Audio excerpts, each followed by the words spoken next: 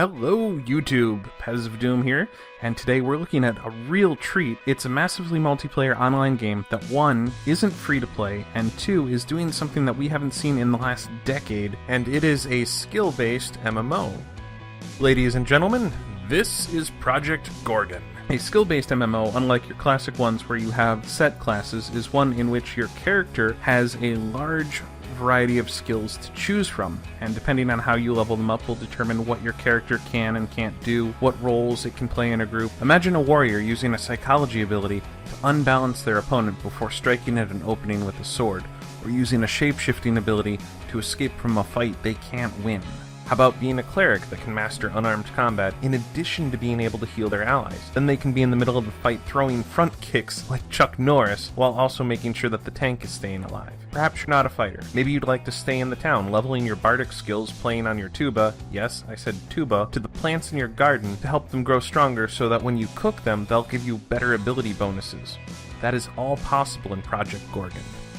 Skills will fall into 2 main categories, combat or trade. You are allowed to have 2 combat skill sets active at any given time, but be aware that each ability may have certain requirements to activate. So for example, if you're running around with archery and unarmed skill sets active, and you have a bow equipped in your hands, you're not going to be able to use any of the unarmed strikes that use your hands, but you're still going to be able to use kicks and headbutts and things like that. Trade skills not only allow you to craft usable gear and consumables in the game, they're also going to be able to passively increase related game attributes and be prerequisites for certain combat abilities. For example, if you're a high-level alchemist, you're going to do more damage with your battle chemist attacks. If you're someone who has studied intensely into the undead, either through the necromancy skill, through just autopsying tons of undead creatures you've killed, or possibly through lore discovery, you're going to do more damage to the creatures of that type. Certain skills and abilities can only be learned from non-player characters within the game.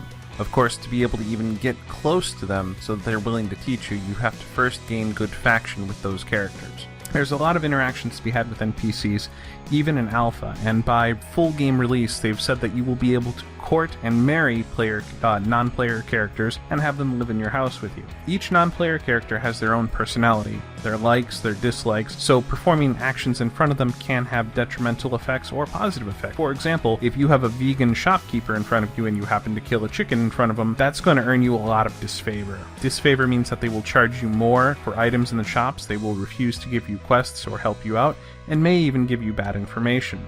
Likewise, if you earn good favor with them, they're more willing to give you discounts on items, they'll buy items from you at a better cost. One thing I discovered was that humans won't even talk to you until you put on a shirt or a pair of pants, which is a shame because my cat person monk is going to run around all the time with no shirt. Vendors will typically only buy items that would be of interest in their store, so if you try to sell a sword to a gardener, assuming she'll even offer to buy it, the sell price will be extremely low compared to the value of the items. Shopkeepers also have a fixed amount of money to buy items per day, but once they've used that money to purchase items sold by players, it will not replenish until the next game day. The developer has announced that they will support player-run stalls in cities, but it's not clear if that'll be available on release or afterwards, or even how the mechanics will work.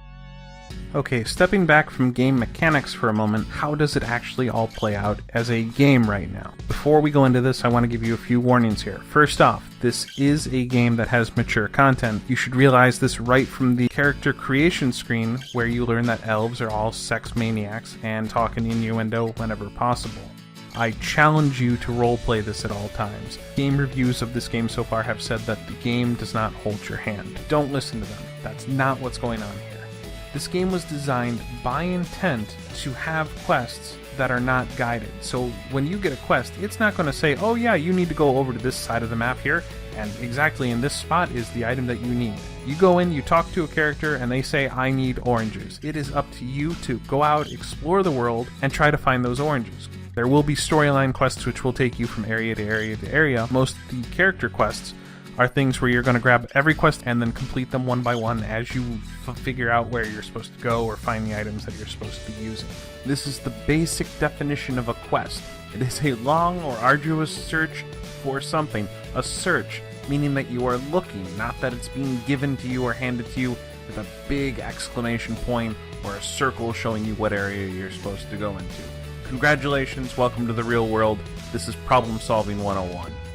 It is a game for people who like to explore things, who want to do it on their own, who don't want to look up game guides and game FAQs on it. That's not to say they aren't there if you really go out and look, but this game is not being designed for a power leveler to hit end level and then be done. They're not looking at doing massive amounts of end game content and then have nothing leveling up to it because they just figure everyone's going to grind. This is a game where they want you to go out to look in all the nooks and crannies of the world and really see some weird stuff. You're going to be running along the landscape and you're going to see something that just looks absolutely strange, and you're going to want to go over there and have a look.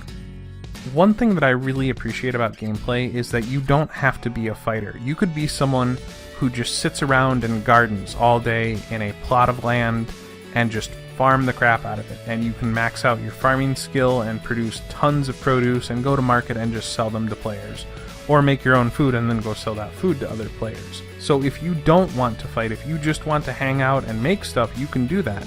And I'm sure that much like Star Wars Galaxies, there will be raids where you will want your bards, your instrument players there beefing people up. You will want your cooks there creating the stuff, your smugglers or your chemical dealers or whatever the high fantasy equivalent of those guys are.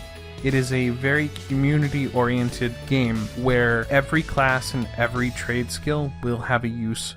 Currently there's only one language implemented, which is common, plus there's a one language that you can learn called Goblinese, but they do intend to have more languages. There's a chance that you won't be able to read certain signs, read certain books or artifacts until you skill up your knowledge in that language, should you ever choose to want to actually learn it. There will be animal handling, breeding, capturing, so you can create all new sorts of creatures, that kind of thing. They haven't given a lot of details on it, and the most you can do right now is tame a rat and go fight with it.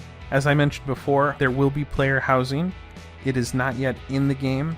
They talked about it mostly being instanced with some potential landscape options in the future. They haven't talked about guild housing. This game is primarily player versus environment, or player versus enemy. Don't expect there to be a lot of player versus player content at this point in time. They did a town hall about a month ago, and what they said was they are not intending to focus on a lot of player versus player unless their wider player base begins to ask for it. You can inscribe messages on items, write books, leave notes for other players. There will be an in-game bulletin board where you can leave communications or have player-created content for quests, that kind of thing. While the game does have a lot of potential, there are some concerns I'm going to raise up, things that I'm looking at and that I'm waiting to see how it pans out. I'm probably going to buy the game when it goes to Steam. Currently, the game is free to play on their website so that you can try out the alpha. However, as soon as it goes live on Steam, you're looking at a $40 price tag to get into early access. Player community is small. It's roughly about 1,000 to 1,500 players, and you probably won't see more than 100 people on the server at any given time. It's a very tight-knit community, and most everyone knows each other's names on it, which is really kind of neat. But when it goes to Steam, even if it's a buy-to-play option to get onto it, you are going to see a massive increase in the player base. A veritable tidal wave of new players coming into the game. Can their servers handle it? I don't know if they're braced for the amount of attention that they're going to get. So far, they respond. They're very open and transparent with what they're aiming to do. How will that change when you're from a few thousand people to a few hundreds of thousands of people, all of which want different things? What is their support structure like? If you have a problem once the game goes to full release, or even after you purchase the game from early access, how quickly will someone respond to you to help you get through the basic troubleshooting? A lot of the time they may rely on their community for that, but there should be a point where the game developer has to take responsibility as well. Like any alpha, the UI is clunky, the graphics don't look as good as they will, the game is not optimized so it tends to slow down on occasion. Not all the skills are in the game. The skills that are in the game have some balance issues that need to be addressed. Surprisingly though, for the week and a half that I've been playing, I've encountered no game-breaking bugs, no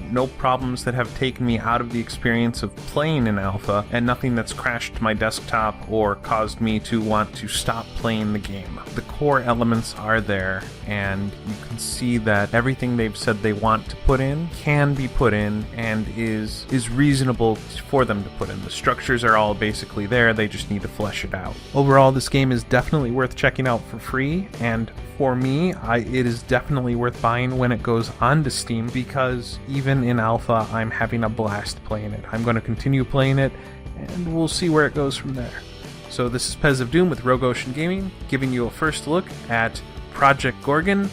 Guys, get on, check it out now while it's free, and as always, if you enjoyed this video, please like, subscribe, and comment with other things you want to see. Thanks again for watching. Pez of Doom, signing off. Away!